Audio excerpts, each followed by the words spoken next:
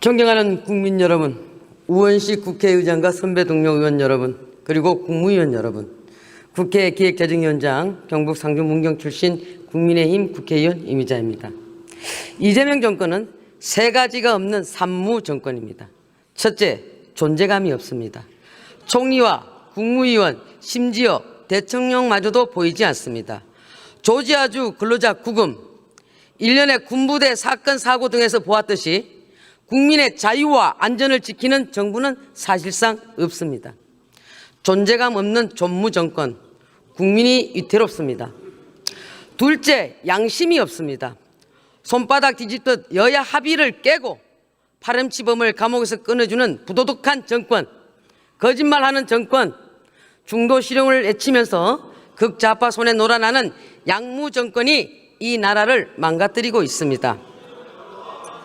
셋째, 진심이 없는 정권입니다. 협치가 아닌 협박, 정치 복원이 아닌 정치 보복뿐입니다.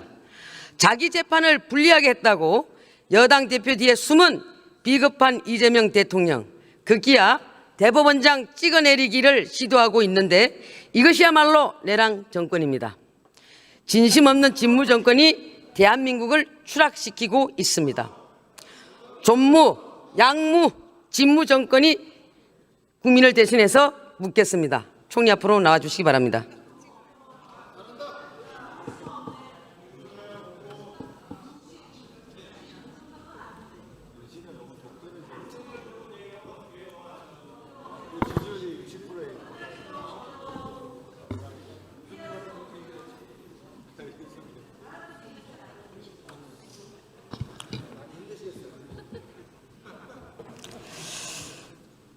총리, 저는 솔직히 총리가 측은하게 느껴집니다. 이 엄중한 시국에 총리의 역할이 전혀 보이지 않습니다. 이렇게 존재감 없는 총리 저는 처음 봅니다. 조지아주 근로자 구금 사태, 미국의 관세 협상 압박, 연이어 터지는 군사고, 홍수와 가뭄, 대한민국 총리는 도대체 어디 있었습니까? 하긴 어제 보니까 보이시더라고요.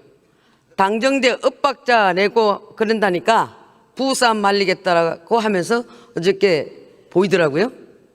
부부싸움을 말려놓으니까 오늘 하는 모습들이 참 과간이 아닙니다. 조희대 대법원장을 물러나라고 당에서 쿵 하고 던지니까 대통령실에서 짝 하고 맞습니다. 우리 총리께서도 대법원장 물러나야 된다고 생각하십니까? 대법원장과 사법부에 대해서 국민들이 어떤 점에 실망하고 있는가에 대해서는 잘 알고 있습니다. 아니, 물러나야 된다고 생각하십니까? 충분히 말씀드린 것 같습니다. 총리는 얼쑤하고 답한 거네요. 당정대가 쿵짝 얼쑤하고 있습니다. 조희대 대법원장 제가 무엇이기 때문에 물러나야 됩니까? 자기에게 불리한 재판을 했다고 대법원장을 물러나라 하는 정권은 저는 보다 처음 봅니다. 한술 더 떠서 선출된 권력이 위에 있다고 했습니다. 선출된 권력이 헌법 위에 있다고 생각하십니까? 국민이 가장 위에 있다는 국민주권의 원리를 설명하는 과정에서 나온 이야기라고 맥락을 읽었습니다. 그럼 그렇게 이해한다 치고 지금 총리께서도 국회의원 신분이시죠? 그렇습니다. 그러면 국회의 입법권이 헌법적 한계가 있다는 건 분명히 알고 계시죠? 그렇습니다.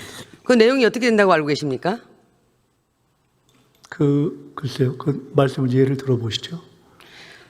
국회의원 신분이신데도 입법을 수도 없이 했으면서도 거기에 대해서 입법권자의 어떤 헌법적 한계에 대해서 그렇게 모르신다면은 앞으로 헌법 제37조 2항을 다시 읽어보시기 바랍니다. 대한민국의 헌법이 유린되고 무너지고 있습니다. 지금 K-팝은 나라를 일으키고 있는데 민주당과 대통령실은 나라의 기본을 무너뜨리고 있습니다. 총리, 최근에 군 사고가 연이어 터지고 있습니다. 정말 귀중한 우리의 아들들이 군대에서 억울하게 사고 당하고 있는데 총리는 뭘 했고 누가 책임지는 겁니까? 군에서의 각종 사고에 대해서는 국방부에서 최대한 함께 국방부 장관과 의논을 하면서 하나하나 대처를 하고 있습니다. 누가 책임집니까? 그것은 국가가 그리고 정부가 근본적으로 책임감을 가지고 대처하고 있습니다. 자, 중대재해처벌법 만든 게 민주당 정권 맞죠? 다시요? 중대재해처벌법. 네. 산재 사고가 일어난 기업을 대통령이 직접 문책했죠. 대통령이 문책했다라기보다는 비판을 했죠. 문책과 비판이 다른 겁니까?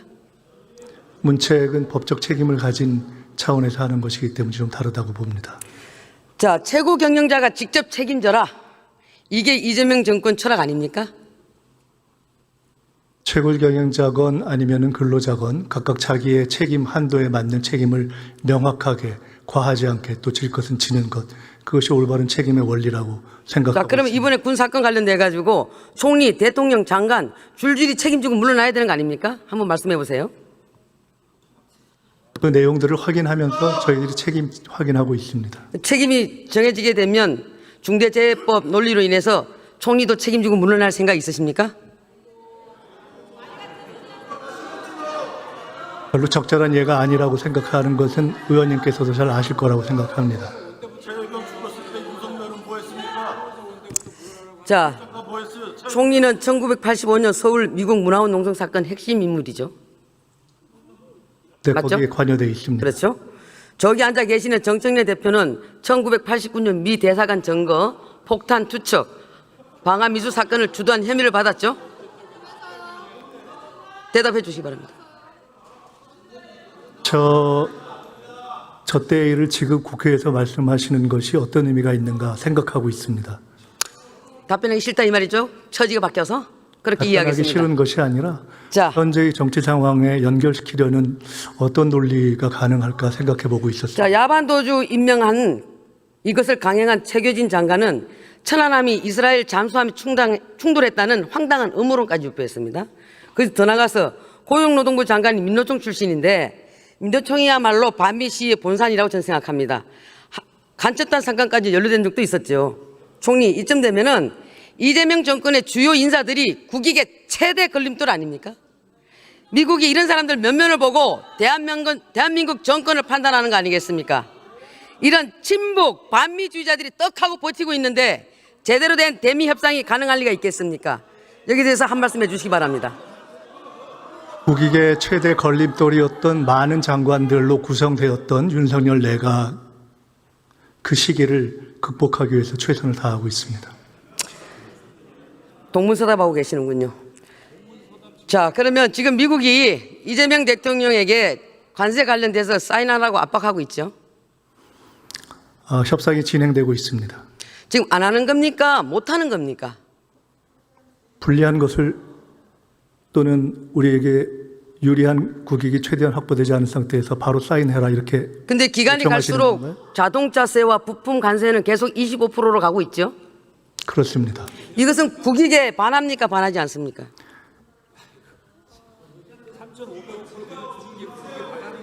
미국이 처음부터 한국의 국익을 생각해서 25%를 요구하지 않는 그런 상황이었다면 훨씬 좋았겠죠.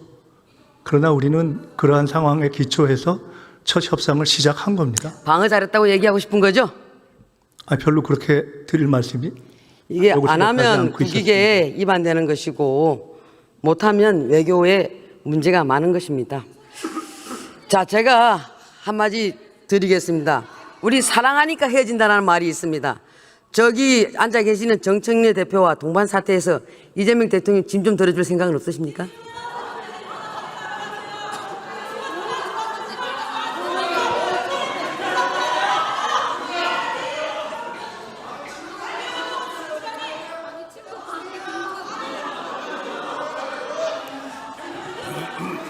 총리님, 임 의원님 지금- 그냥 중간에 추임새로 넣으신 질문으로 생각하겠습니다.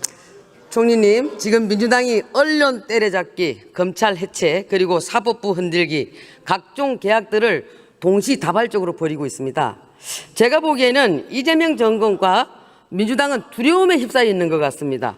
언제 대통령 재판을 제기할지 모르는 판사들이 무섭고 언제 이 정권의 치부를 파헤칠지 알 수 없는 검사들이 무섭고, 진실에 입각해서 이재명 정부의 실정과 패착을 낱낱이 보도할 언론들이 무섭고, 그래서 지금 사법부, 검찰, 언론에 재갈을 물리는 거라고 저는 생각합니다. 어떻게 생각하십니까?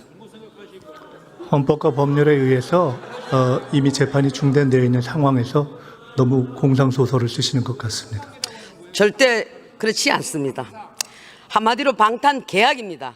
두려우니까, 떳떳하지 못하니까 아예 싹을 잘라버리겠다, 씨를 말려버리겠다, 완전히 해체시켜버리겠다, 이거 전형적으로 독재국가에서 벌어지는 일들입니다. 총리, 이게 이재명 정부의 민낯, 민주당 정권의 민낯입니다. 본인 인생에서 민주화 운동에 하신 것을 제일 자랑스럽게 여기신다고 저는 생각하고 있는데, 근데 왜 총리는 민주주의 파괴하는데 앞장서고 계십니까? 검찰 개혁을 하거나 또는 내란 재판부를 요청하거나 또는 대법관 증언 등등 여러 가지 사안들이 조금 전에 말씀하신 민주주의를 압살한다 하는 것과 어떻게 연관이 되는지 전혀 이해가 되지 않습니다. 근데 많은 국민들이 그렇게 생각하고 계시는 겁니다. 자, 그 다음은 지금 이 정부와 민주당이 선무당 사람잡듯이 하고 있는 검찰 개혁에 대해서 한번 봅시다. 지금 이재명 정부가 추진하는 이 검찰 개혁의 롤 모델이 이것을 핵심적으로 참고한 사례가 어디고 어느 나라 제도를 롤 모델로 삼았는지 알고 싶습니다. 여기에 대해서 한 말씀 해주시기 바랍니다. 우리나라에 지금 진행되고 있는 개혁은 국민들의 경험에 기초해서 국민들의 요구에 따라서 우리의 현실에 맞게 만들어가는 것입니다. 본 의원이 알아보기로는 주요 선진 국가에서는 이렇게 하는 데가 어디에 또 없다고 저는 봤습니다. 미국의 FBI는 어디 소속이죠? 미국 FBI는 지금 어느 부처의 소속입니까?